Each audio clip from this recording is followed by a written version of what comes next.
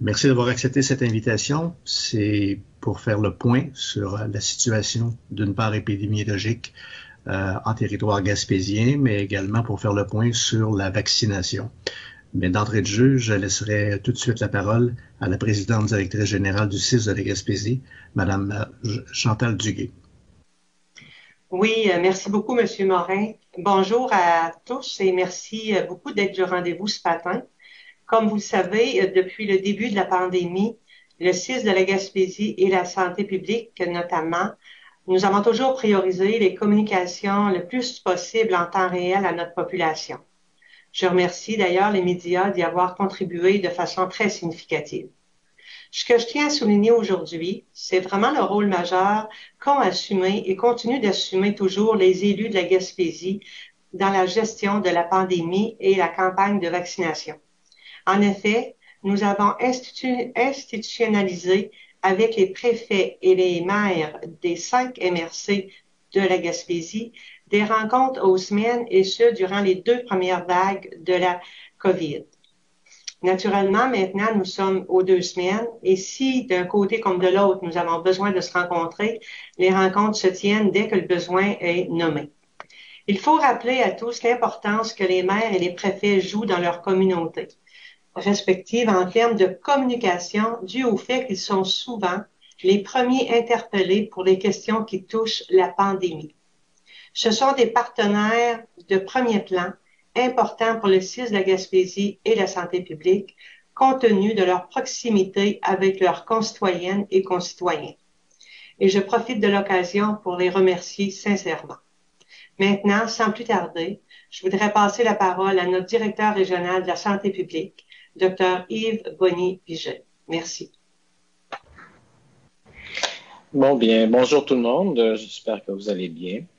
Alors, comme vous le savez, nous sommes dans un palier jaune depuis un bon bout de temps grâce aux efforts de tous les citoyens et citoyennes et les rappels que nous faisons régulièrement les uns les autres de respecter nos règles de base, qui est la recette, en fait, pour réussir à vaincre ce virus-là.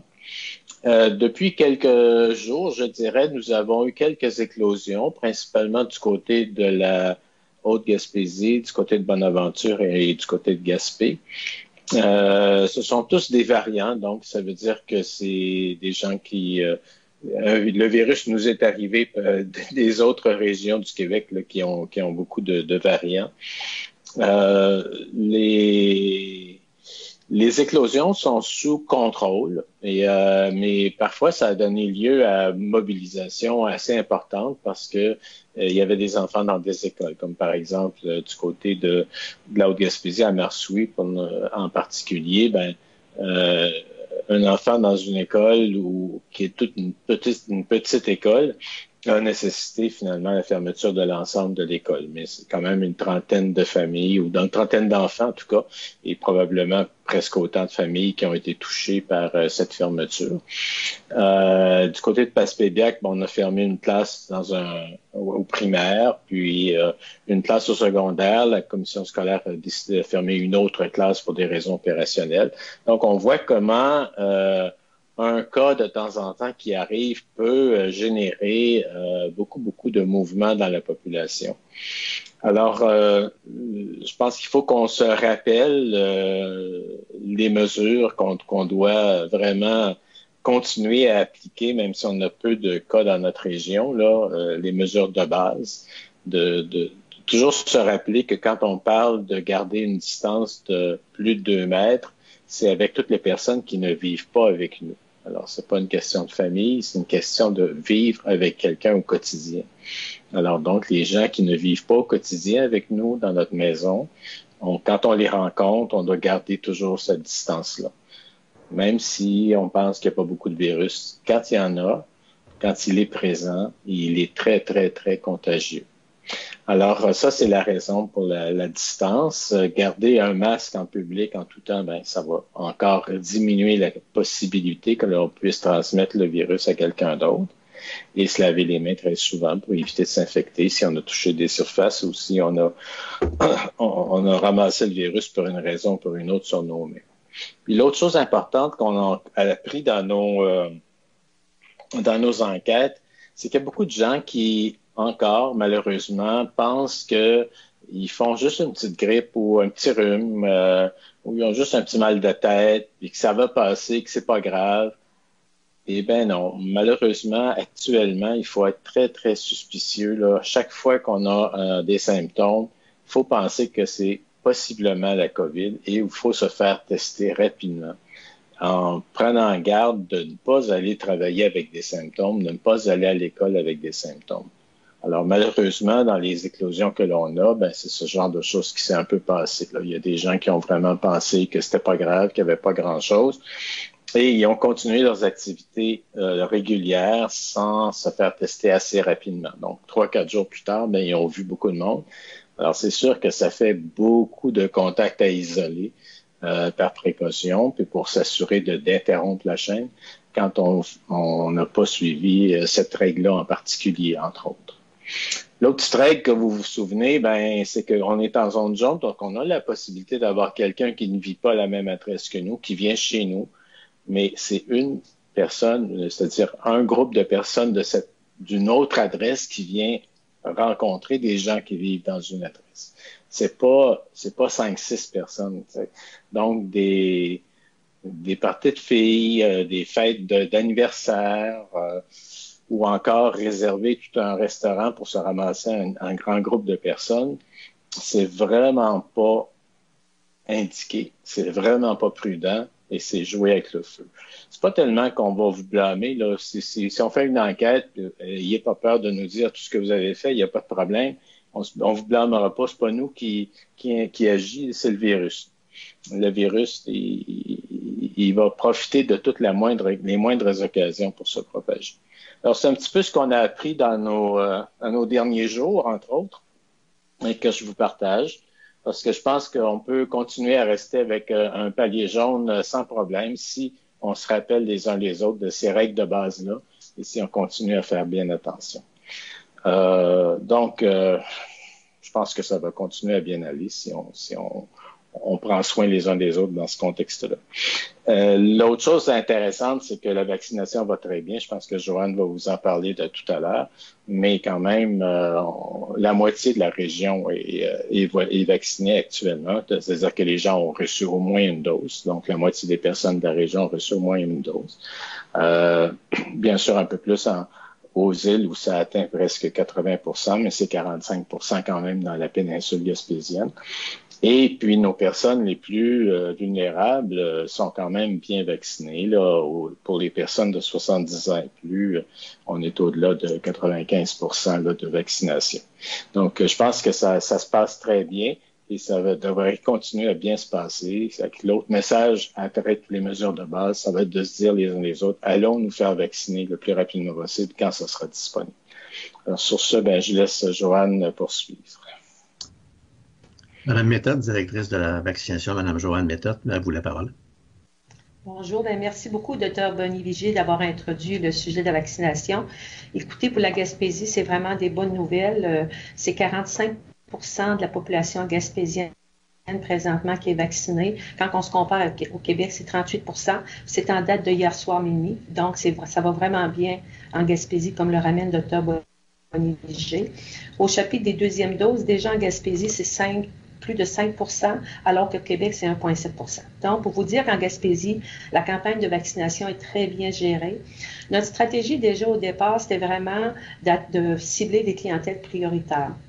Entre autres, comme il a été déjà mentionné dans la première conférence de presse, on a pris soin en Gaspésie de vraiment extraire dans nos données toutes les personnes de 60 ans et plus qui ont consommé des services en Gaspésie, justement pour rejoindre ces gens-là qui ont pas pu, pour différentes raisons, peut-être s'inscrire.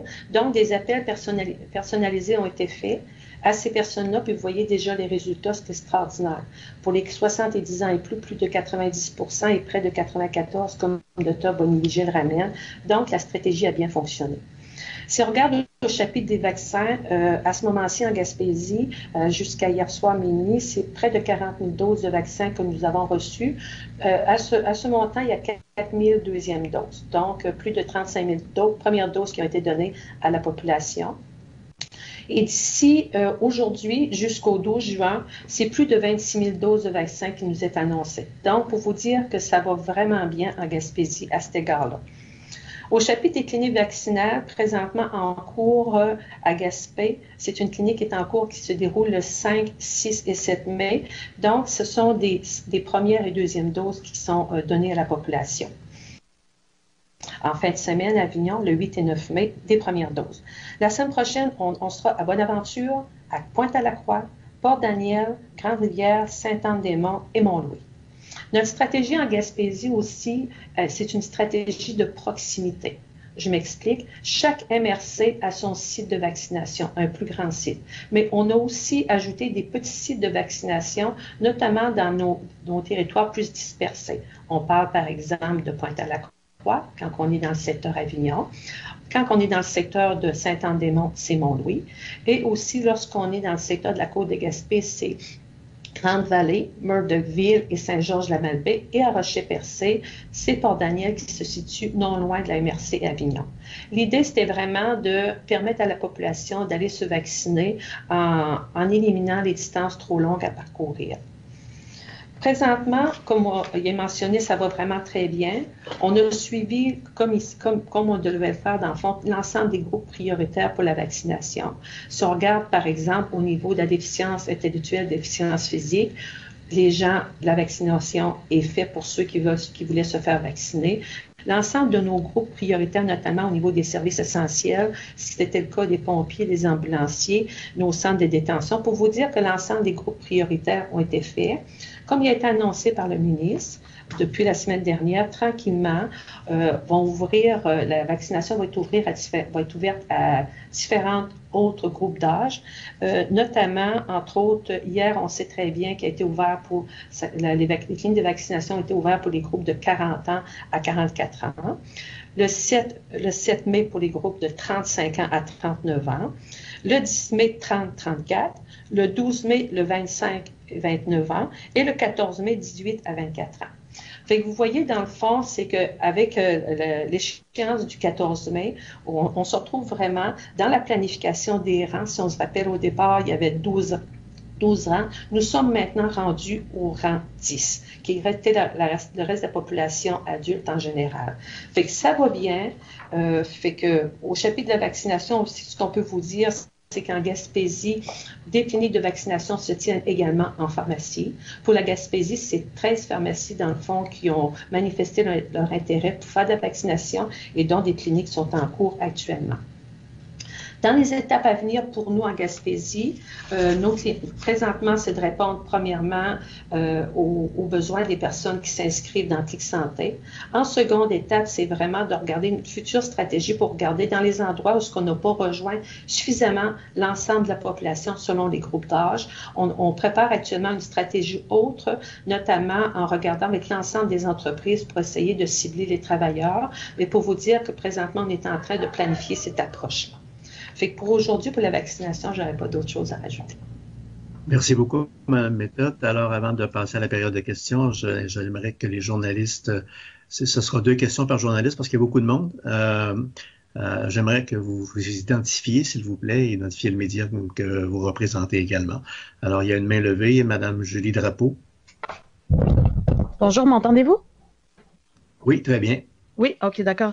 D'abord, est-ce que vous envisagez, Madame Méthode, dans la stratégie de la vaccination à l'intérieur des automobiles?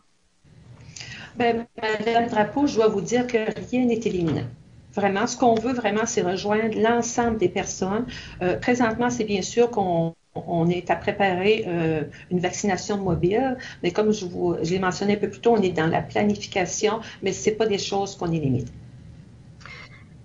Par ailleurs, je vais faire le choix, de parler de la deuxième dose avec les déclarations de Dr. Quach cette semaine au sujet du vaccin AstraZeneca. Est-ce que vous envisagez que certaines personnes vaccinées en première dose avec ce vaccin de ce type-là ne se rendent pas à la deuxième dose par crainte, là, en réaction justement à ce qu'elle a pu déclarer? Je pourrais peut-être laisser d'un premier temps Dr. Boniviger, notre spécialiste, répondre d'un premier temps. Dr. Boniviger? Oui. Ben, malgré les déclarations du Conseil national d'immunisation, il reste que le vaccin AstraZeneca est un vaccin qui est quand même sécuritaire et c'est toujours une question d'évaluation du risque. La plupart des gens, ce qu'on a remarqué, c'est que même depuis cette déclaration-là, dans les régions où il y a de l'AstraZeneca, ce qui n'est pas le cas chez nous pour le moment, on n'en a plus, là, les gens demandent encore à se faire vacciner sans trop de problèmes parce qu'ils évaluent que c'est plus important de se faire vacciner maintenant que d'attendre plus longtemps. Mais individuellement, chaque personne a le choix de son vaccin et c'est clair que quelqu'un qui choisit de se faire vacciner par AstraZeneca, aura la possibilité de se faire revacciner par AstraZeneca.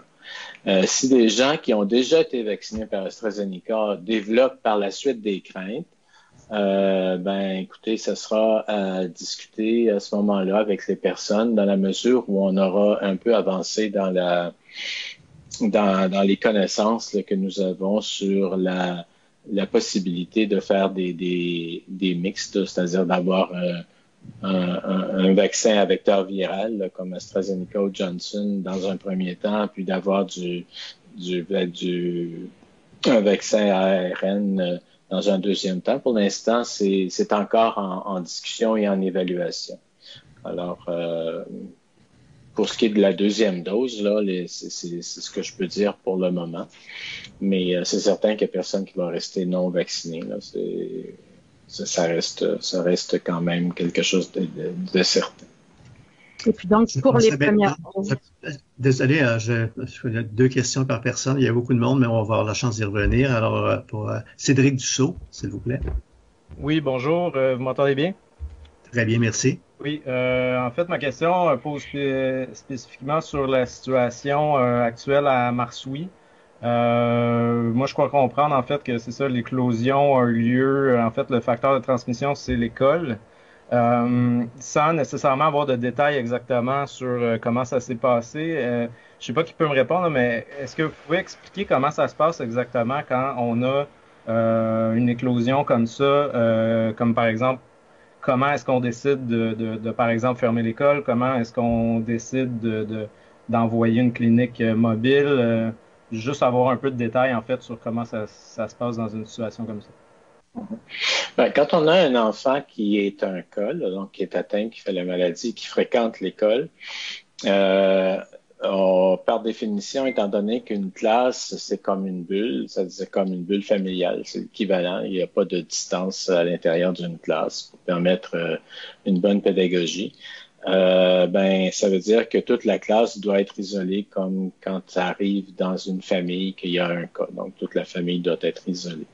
Alors, c'est un petit peu ça qui justifie le fait qu'on va isoler une classe. Dans le cas de Marsouilles en particulier, c'est que cette école est petite et les enfants constituent presque une classe à la grandeur de l'école. C'est ce qu'on nous a expliqué dans la façon dont les gens fonctionnaient. Leur école est une classe. Alors, ça fait que c'est une grande famille donc on a demandé d'isoler tous ces enfants-là de cette école-là, ce qui est quand même l'équivalent d'une grosseur de classe. Ça, c'est une trentaine d'enfants. Donc, c'est comme ça qu'on procède. À Passepébiac, par exemple, on a isolé une classe en particulier parce qu'il n'y avait que la classe qui était en bulle. Donc, il n'y avait pas de problème là pour tout le reste de l'école. Maintenant, la sous-question était... je me souviens plus. La sous-question, c'était en fait... vous avez premièrement, je pense, répondu à la sous-question. Mais ma question... au départ, c'était peut-être plus qu'est-ce qui est fait comme opération dans un cas comme ça. Bon, il y a l'école, je comprends. Ensuite, maintenant, pour la clinique de vaccination, par exemple. De façon générale, dans la communauté, qu'est-ce qu'on... Oui. Quand on a beaucoup de jeunes comme ça qui doivent être testés, évidemment, dans le contexte des variants actuellement, là, on doit tester rapidement tout le monde qui a pu être en contact avec le virus. Alors, quand on a beaucoup de gens comme ça qui doivent être testés dans une communauté, si la roulotte est disponible, on va la déplacer pour pouvoir faciliter le déplacement des gens qui doivent être testés. Parce qu'évidemment, les gens qui sont, on n'a pas normalement un centre de prélèvement de dépistage à Marsouin.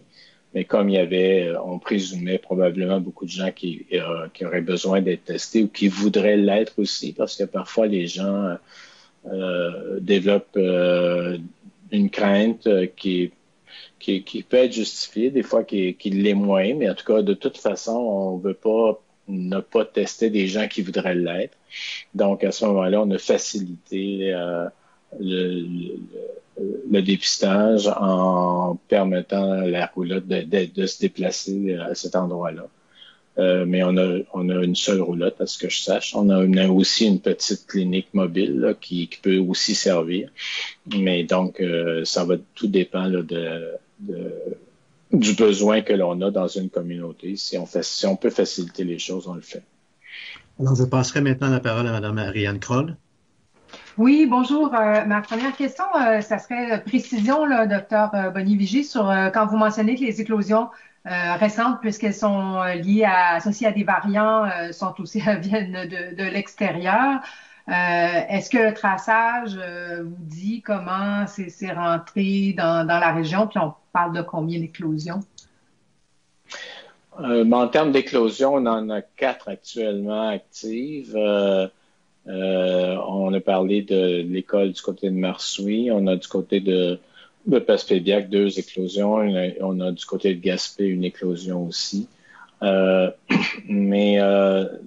Oui, effectivement, nous, avec nos enquêtes, on peut savoir d'où ça vient, puis comment le virus est arrivé. C'est un peu notre rôle de savoir ça. OK. Qu'est-ce que tout ça nous dit sur la prochaine saison touristique? Est-ce qu'il y a une date butoir avant laquelle il faudrait pas, selon vous, que ça commence par mesure de sécurité? Est-ce que c'est une question de date? Est-ce que c'est une question de taux de vaccination dans la population?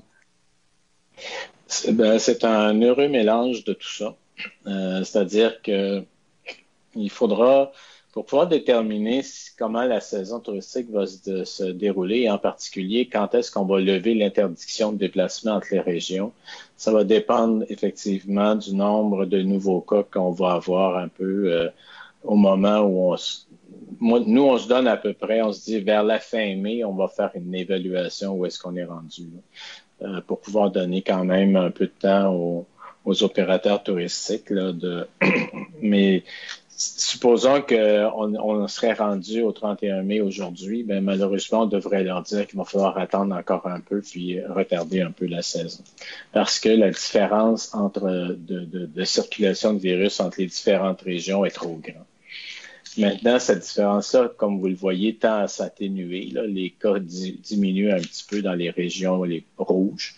Il y a encore des poches importantes là, du côté de la Beauce, il y en a une qui a surgi à la frontière de la Beauce et de l'Estrie aussi, mais du côté de l'Estrie. Mais sinon, généralement, ça a tendance un peu à se calmer. Alors, il est probable qu'on ait un été qui ressemble à celui de l'année passée, mais il est beaucoup trop tôt pour le dire. D'autant plus qu'on est face à des nouveaux variants dont on connaît moins le comportement que celui qu'on a appris à connaître l'année passée. Alors donc, ce qu'on essaie de se donner comme date, là, si on veut, c'est d'évaluer la situation vers la fin mai pour voir comment ça a évolué. Et puis là, déterminer avec l'ensemble des acteurs si on doit retarder ou la saison ou bien si on peut permettre de l'ouvrir comme on est habitué de l'avoir. Alors, je passerai maintenant la parole à Mme Isabelle Danfous. Oui, bonjour. Écoutez, j'aimerais savoir, là, par exemple, au traçage, là, que les cas récents, est-ce que justement, d'où ça vient? Ça vient effectivement de l'extérieur de la région? Ben oui, les cas index, on peut dire, là, les premiers qui ont apporté le virus, bien sûr. Après ça, ben ça se répand un peu dans l'environnement de ces gens-là, soit dans leur milieu familial, leur milieu de travail, leur milieu d'éducation. Mais oui, c'est pas. On a tous les cas que nous avons sont 100% des variants. OK. Ensuite, j'aimerais savoir, par exemple, aux îles de la Madeleine, 80% de taux de vaccination depuis le 1er avril, puis là, j'imagine que les deuxièmes doses avancent. Est-ce que vous voyez déjà là, un effet, justement, du fait qu'il y a plus de 75% de la population qui est vaccinée? Est-ce que vous voyez un effet sur, justement, la transmission du virus? Est-ce que vous voyez que c'est passé quasiment comme un petit laboratoire, là? Qu'est-ce que vous observez d'un point de vue épidémiologique? Ben, c'est difficile de déterminer l'effet du vaccin parce que on n'a jamais eu vraiment beaucoup de transmission aux îles. Puis, on a eu parmi tous les résultats positifs qu'on a eu dernièrement, à peu près 75% étaient des résultats qu'on peut appeler soit de faux positifs ou de personnes qui avaient fait la maladie, puis on a eu un résultat, mais le plus probable, c'est que c'était des faux positifs. Alors, la vaccination devrait permettre de protéger cette population-là si jamais le virus voulait s'introduire de l'extérieur, mais pour l'instant, on doit dire que ça circule pas beaucoup aux îles. Mais c'est un peu la stratégie qu'on a faite avec le Grand Nord. C'est toutes les régions isolées qui étaient plus vulnérables si jamais le virus y arrivait ont reçu une vaccination accélérée. Et ce qui fait qu'il y en a pas de cas. C'est vraiment le beau succès de la prévention, c'est que on voit bien qu'il n'y a pas de cas dans ces régions-là. Mais si on n'avait pas fait, on ne sait pas ce qui serait passé parce qu'on a pris la décision justement de protéger ces populations-là. Je dois maintenant passer la parole à Nelson Sergerie. Oui, bonjour. Bon, vous parliez de 4 éclosions. Est-ce que sont 4 personnes à la base qui ont fait éclater ces éclosions-là ou c'est un cas qui s'est répandu pour en arriver à 4 éclosions? Ah non, les sources sont effectivement multiples. D'accord. Autre question. Bon, quand on parle avec la Sûreté du Québec, on entend de plus en plus, depuis quelques semaines, des gens qui sont en situation de crise, peut-être liés directement ou indirectement à la pandémie. Est-ce que vous sentez que la santé mentale de la population est plus fragile après plus d'1 an de pandémie? Définitivement. La santé mentale de tout le monde est éprouvée. Là. Vous avez vu probablement les derniers rapports de l'INSPQ qui parlent un peu de la détresse que l'on retrouve même parmi les soignants du réseau de la santé, là, où près de la moitié de la population des travailleurs et travailleuses de la santé sont affectés. On a eu des statistiques sur les jeunes où la quantité de jeunes qui vivent de la détresse par rapport aux années antérieures est doublée. Donc, c'est clair que la santé mentale est affectée pour tout le monde, puis il y en a qui réagissent plus difficilement à ça que d'autres. C'est d'ailleurs pourquoi on tente de revenir, puis pourquoi on essaie de maintenir notre palier jaune, entre autres, là, c'est-à-dire d'essayer de diminuer le maximum de mesures pour permettre le maximum d'échanges, d'interrelations entre les personnes. Parce que la santé mentale est très liée à la relation que nous avons les uns les autres. Alors, c'est pour ça aussi qu'on demande à tout le monde de bien respecter toutes les règles et mesures de base parce que ça nous permet de garder une certaine possibilité de vivre plus proche de ce qu'on a vécu normalement et surtout de pouvoir y arriver plus rapidement si on respecte ces mesures-là. Alors, c'est bien clair, ça, cette question-là de la santé mentale, c'est l'effet collatéral le plus important qu'on aura vécu avec cette pandémie-là. La parole maintenant à Franca Mignaka. Oui, bonjour. Est-ce que vous m'entendez? Oui, très bien. OK.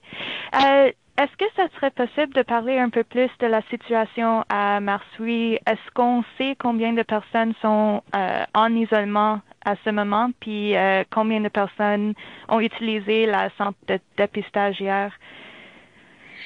Il y a plus d'une cinquantaine de personnes en isolement et on sait que avant-hier, on avait 70 personnes qui avaient utilisé le centre de dépistage. Hier, ça approchait le même nombre approximativement. Je ne sais pas aujourd'hui, là, honnêtement. Mais c'est beaucoup de monde, effectivement. Mais ça, pour peu de cas, mais quand même beaucoup de monde qui comme ça a touché des écoles, des enfants, donc ça touche beaucoup de familles. C'est un peu normal, là. Puis c'est une petite communauté qui avait jamais été touchée. Donc c'est normal qu'il y a beaucoup de gens qui ont été se faire dépister.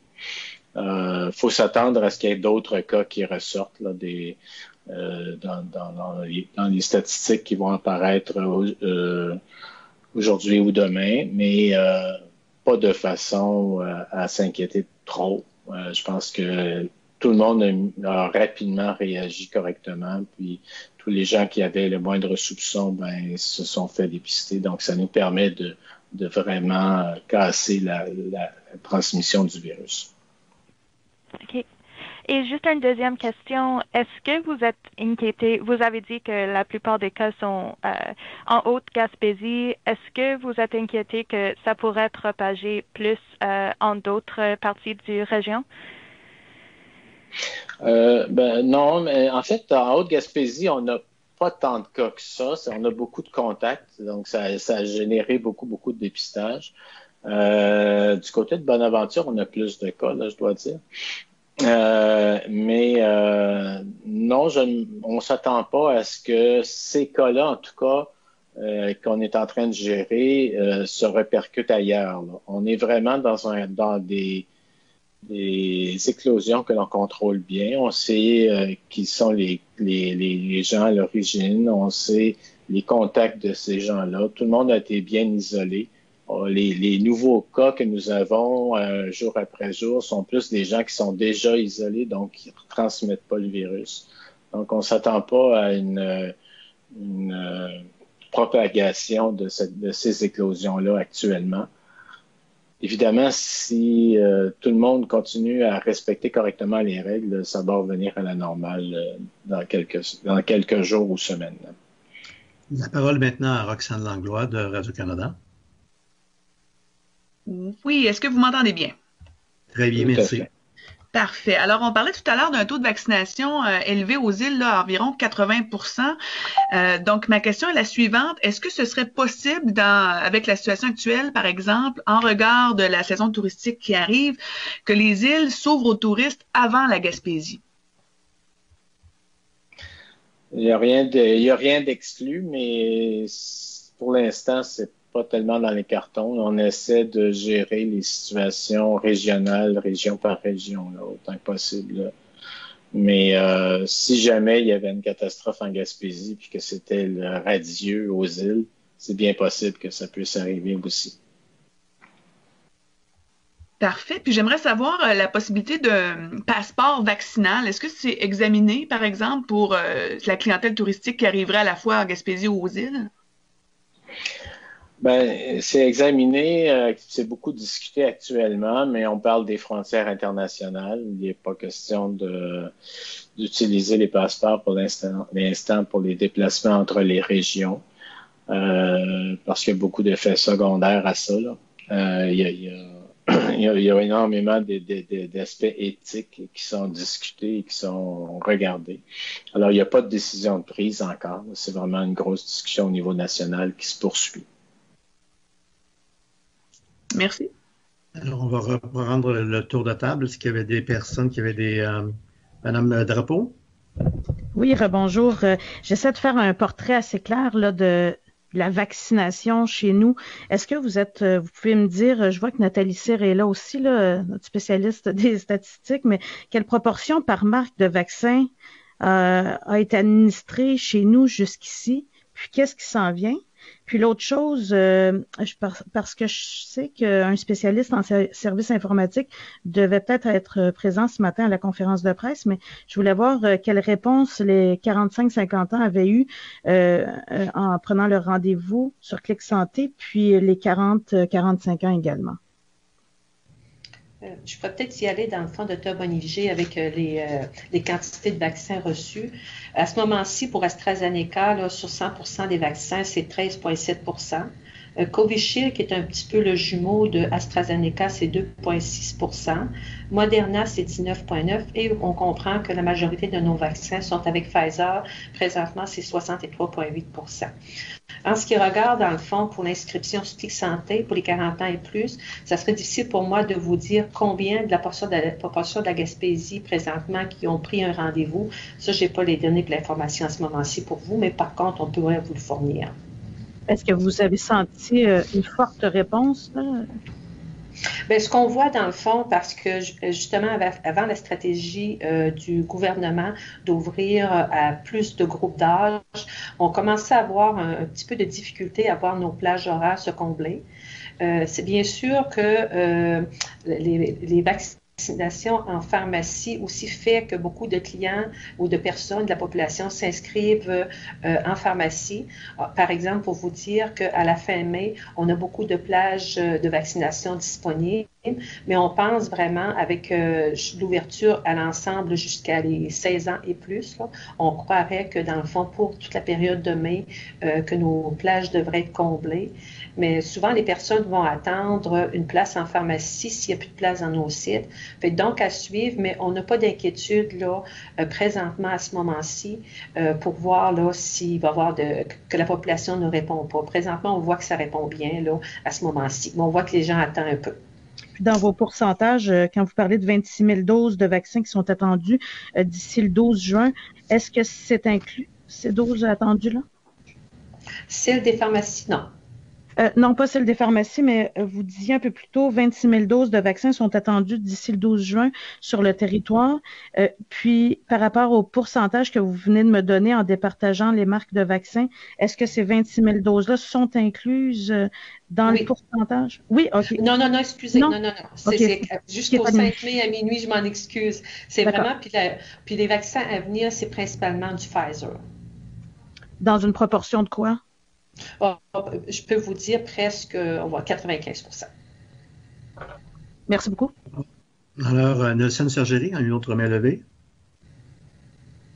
Ou est-ce que c'est une... Oui, je suis là. Puisqu'on parle de vaccination, j'aimerais savoir, est-ce que ici en Gaspésie, depuis le début du processus, on a eu des gens qui ont eu des malaises, des symptômes, ou voire même hospitalisés après avoir reçu une première dose? Est-ce qu'on a des incidents à rapporter ici? Je pourrais y aller, Dr. Boniviger, pour y compléter. Bien, dans le fond, au niveau de la vaccination, à ce moment-ci,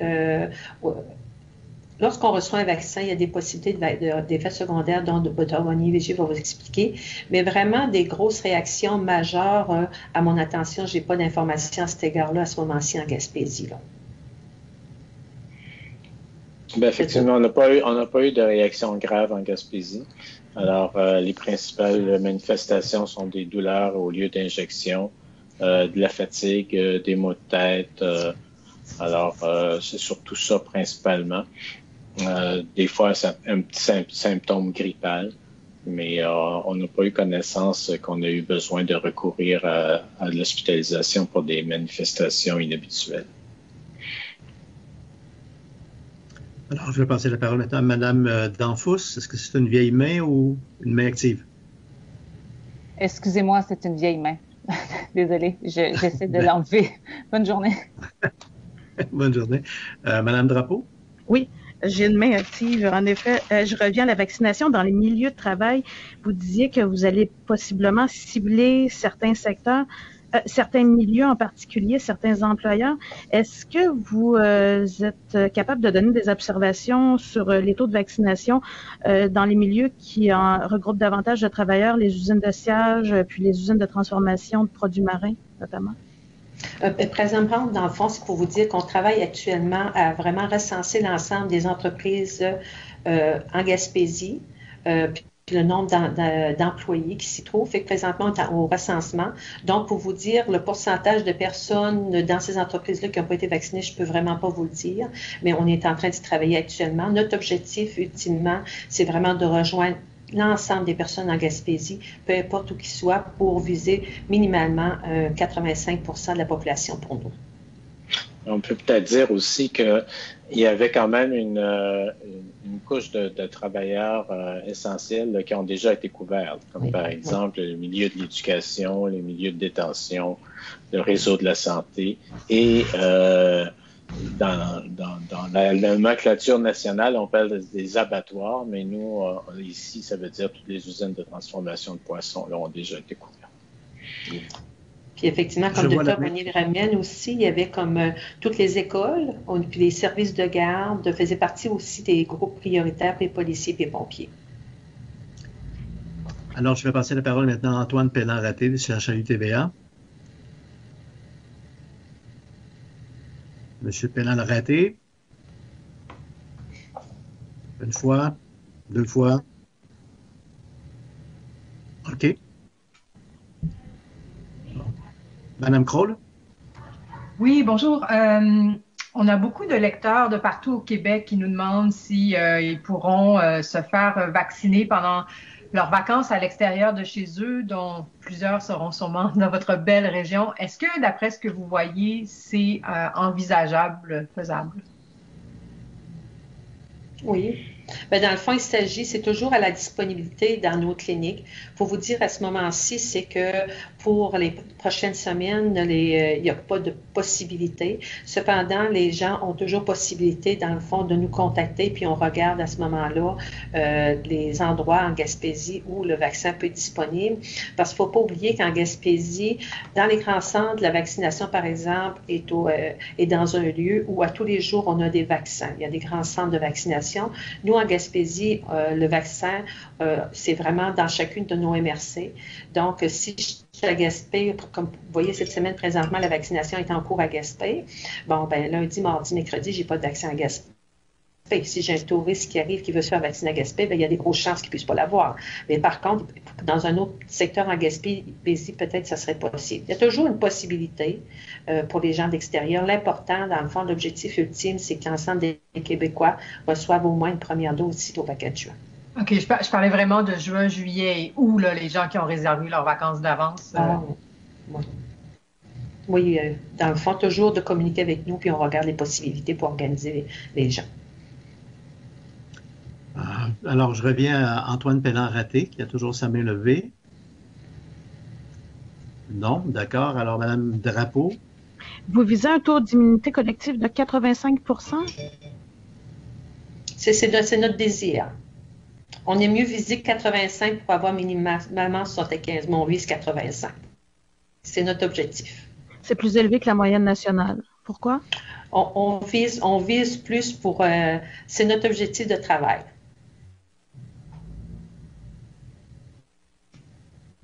Il y a des raisons particulières à ça? Il y a des raisons particulières à ça, Mme Méthode? Bien, c'est dans le fond, présentement, ce qui est au Québec, c'est 75 %. Nous, en Gaspésie, ce qu'on se dit par nos stratégies, puis c'est une belle motivation parce qu'on veut vraiment offrir le plus à notre population gaspésienne. En début de conférence de presse, comme Dr. Bonnier-Vigier l'a ramené, on a atteint nos objectifs pour nos personnes âgées. Si on se rappelle bien, nos stratégies ont fonctionné. Donc, présentement, avec les stratégies qu'on travaille actuellement, on espère, on vise pour nous, sur notre table à dessin, 85 %. Si on atteint l'immunité pour 75 %, on va être vraiment heureux, mais on vise 85 %. Je vais revenir avec Nelson Sergéry qui prépare, Dr. Bonnier-Vigier. Peut-être, oui, juste pour dire, d'un point de vue épidémiologique, l'idéal, ce serait 100 % là, mais on sait que c'est pas atteignable. On sait aussi que c'est pas tout le monde qui, même une fois vacciné, va développer une immunité. Il y a quand même, avec les vaccins ARN, par exemple, on dit que 95 % des gens vont développer une immunité, mais il va en rester 5 %. Alors, quand on met ensemble les gens qui veulent pas se faire vacciner, les gens qui développeront pas d'immunité, etc., plus on aura un taux de vaccination élevé, plus on sera certain que le virus sera battu dans la région. Donc, je pense que se donner des objectifs ambitieux quand on peut les atteindre, surtout, je pense que c'est encourageant, puis du point de vue santé, ça fait du sens. Le 75%, c'est comme un plancher. Là. Si on n'atteint pas le 75%, on risque de ne pas développer une immunité de groupe et de se retrouver avec le virus qui continue à circuler. C'est ça un peu l'idée. Nelson Sergeri? Oui, ce sera une dernière pour moi.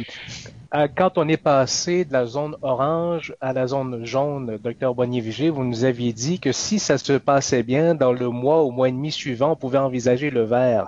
Et dans le contexte actuel, même si la population semble s'inquiéter des 31 cas actifs, vous nous dites que c'est quand même très bien contrôlé. Est-ce qu'on peut espérer voir du vert bientôt? Moi, je l'espère, en tout cas d'ici quelques semaines, effectivement. On va voir évoluer la situation dans le reste du Québec, mais c'est fort probable que si on revenait, par exemple, à ce qu'on a connu il y a quelques semaines, où on avait 0 cas, des choses comme ça pendant un bon bout de temps, oui, on passerait certainement au vert. Merci, M. Sergeri. Je vois encore 2 mains levées. Madame Kroll, est-ce que vous aviez une dernière question? Non? Mon erreur. Ah, d'accord. M. Sergeri, une dernière question? Oui, c'est une complémentaire. Bon, un vert envisageable si on a 0,1 cas chez nous, mais si la situation est plus complexe ailleurs, est-ce que ça peut retarder notre vert? Oui, ça peut le retarder un petit peu. Là. Il va falloir apprécier, évidemment, notre environnement global. La décision de passer d'un palier à l'autre, c'est pas mécanique. Là. C'est vraiment un jugement clinique populationnel qui tient compte de beaucoup de facteurs. Donc, c'est pas automatique, mais on peut se donner comme balise là, que si on a vraiment très, très peu de cas pendant 3-4 semaines. Je pense que c'est clair que c'est un message qui va être facile à défendre. Le vert, ça sera pas sans restrictions comme l'année passée. Là. Il va y avoir quelques restrictions encore, mais il va y avoir beaucoup de relâchement des mesures du jaune. On est comme un peu en avance là, sur l'ensemble des autres régions. Là. Donc, les autres régions ont intérêt aussi à ce que nous passions au vert pour expérimenter comment ça se passe. Dans le fond, si vous voyez aller ça, là, c'est un peu comme ça. Alors, je pense que c'est tout à fait réaliste de penser qu'on sera au vert dans quelques semaines, là, un mois ou quelque chose comme ça, mais toujours dépendant de notre capacité à vaincre le virus là, pour pas qu'il se transmette. Madame Julie Drapeau, une dernière question? Oui, un mot pour nos 12-16 ans. Qu'est-ce que vous envisagez, là? En termes de vaccination, pour l'ensemble du Québec, et c'est en discussion, mais ça va être chez nous probablement pareil, on envisage de pouvoir donner une première dose aux 12-16 ans avant le 24 juin. Gilles Gagné. Bonjour. Si on passait au vert et que la situation restait quand même un peu précaire ailleurs au Québec, est-ce que ça viendrait pas gréver un peu notre saison touristique? Ben, c'est sûr que s'il y a un trop grand différentiel entre les autres régions et la nôtre, on ne pourra pas lever l'interdiction de déplacement parce qu'on voit que c'est ça qui va être le problème. Puis là, ben, ça grèverait effectivement notre saison touristique. Fait que le mieux qu'on peut, je pense que ce qu'il faut se souhaiter, c'est que les autres régions, ça descende, que nous aussi, on descende, puis que là, on puisse lever l'interdiction de voyager. Merci. Merci, M. Gagné. Est-ce qu'il y a d'autres questions avant que l'on ferme la période de questions comme telle? Non, alors, bien, écoutez, au nom du CIS de la Gaspésie, je vous remercie d'avoir participé à cette conférence de presse portant sur la situation épidémiologique en Gaspésie, ainsi que sur la vaccination. Je vous souhaite à toutes et à tous une excellente journée. Au revoir. Monsieur Morin, est-ce que vous allez envoyer un communiqué de presse par rapport au taux de vaccination et tout, là, ou c'est... non, vous n'avez pas de communiqué de presse après? Nous n'avions pas prévu d'envoyer de communiqué. Parfait. Excellent. Pas de problème, c'est beau. Excellent. On vous rappelle le 31 mai pour la saison touristique. Certainement. Je mets ça dans les notes. Au revoir. Je vous remercie. Bonne journée à tous et à toutes. Au revoir.